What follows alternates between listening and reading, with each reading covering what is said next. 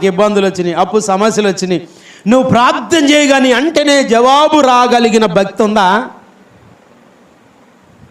గుండె మీద చేసుకొని చెప్పు. నేను ప్రతిరోజు ప్రార్థన చేస్తున్నా, ప్రతి శనివారం దేవుని సన్నిధికి వస్తున్నా, సంఘ నియమంలో ఫలానా విధంగా దేవుడు చెప్పినట్లు నేను చేస్తున్నా, కాబట్టి దేవుడు నన్ను తక్షణమే విడిపించునుగాక, విడిపిస్తాడు అనే ఆ నమ్మిక నువ్వేం చేయాలి?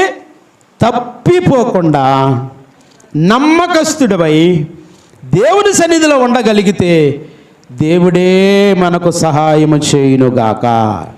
అలా కాకుండా ప్రార్థన లేవు, ఉపవాస ప్రార్థన లేవు, ప్రతిరోజు చేసే ప్రార్థన లేవు, వాక్య ధ్యానాలు లేవు, దేవుని సన్నిధి క్రమం లేకుండా, ఆరాధన లేకుండా, ప్రాణం ఉన్నంత వరకేమో పొలం మీద, తోటల మీద